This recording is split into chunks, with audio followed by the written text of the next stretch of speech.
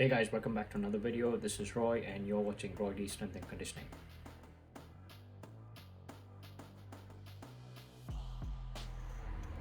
We're back into another week, so here's another video. This one's about complete core training. So as you know, I'm not a big fan of crunches, and you haven't watched my first video that I posted about what is core training.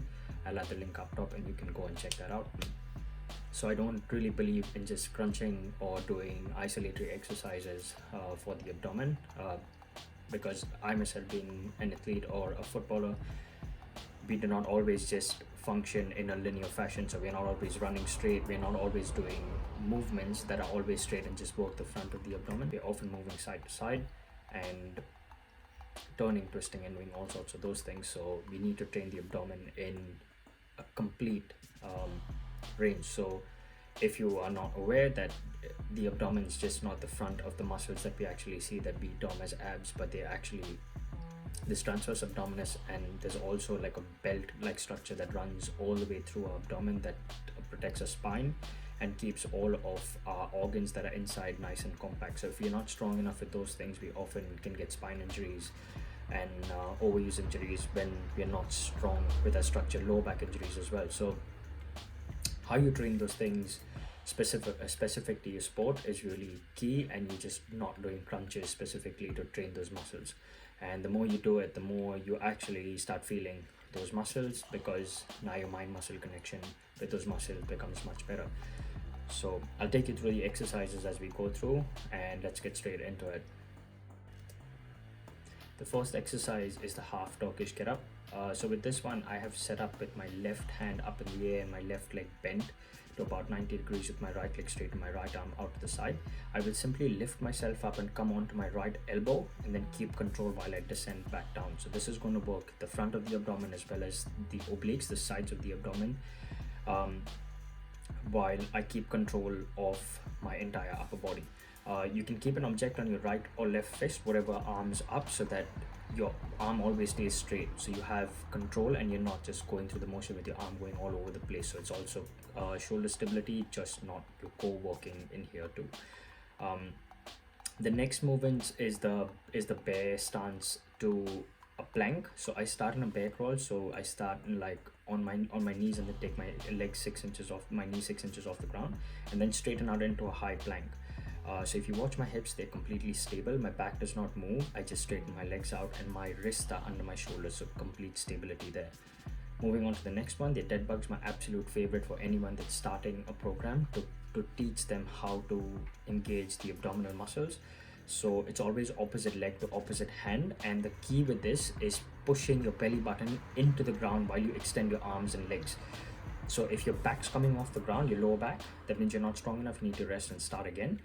But creating that real tension, pushing the belly button into the ground while you move your opposite arm and opposite leg is the absolute key of this exercise.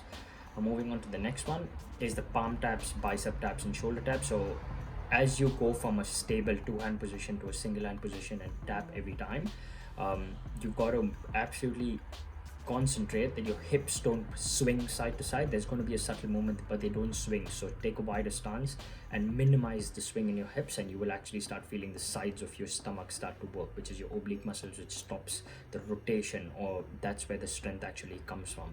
So keep your hips absolutely stable, rest under your shoulders, and stabilize all of your entire body. The next one's isometric pushes.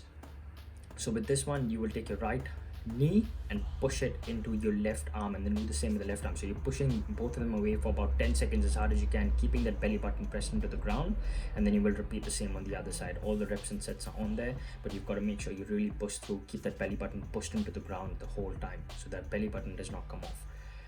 Moving on to the next one, the plank get up. So you start in a plank, which you obviously know, and then you will initiate with the left hand or the right hand first to get up in a high plank. Stay in for a couple of seconds on each position, and then you will drop down into that plank. Again, making sure the hips don't swing side to side, everything's nice and stable. Slow the movement down, feel your abdomen working, feel the shoulder stability working as well, which is another big aspect for us footballers that we don't realize, or any team sport athletes, that shoulder muscles are absolute key as well. So there's a big focus on, yes, your abdomen, yes, your core muscles, but also shoulders in all of these that you need to focus on. So that was it for the exercises. Like I just said on the last one, that we often don't realize how important shoulder muscles are for us, and that's why you often see players with shoulder dislocations and things like that, because we're not strong enough from the shoulders. So if you look at it from a footballing standpoint, there's so many times you're protecting the ball and our shoulders are up in really vulnerable positions, protecting the ball, or shrugging defenders off. And if you're not strong enough, or don't have good stability, and if someone tugs your shoulder, it's going to pop out, and that's where we have dislocation. So having good shoulder stability while you're working your core is of absolute importance as well. So that's where all the specialization comes. That how can you train yourself within your game specificity, so specific to your football training. So think of all the little details, and that's how you've got to program yourself, and that's where I can help you with these things. So I hope you really find this beneficial. If you do find it beneficial, please share with people that they can benefit from. If you find this beneficial, and you want more information from me, make sure you hit that subscribe button, hit the bell button, so you know that I have posted something every time I do, which will be weekly. And if you really appreciate it, then hit that like button so I know you actually appreciate it. Any questions you have about something that you don't understand, you can comment below.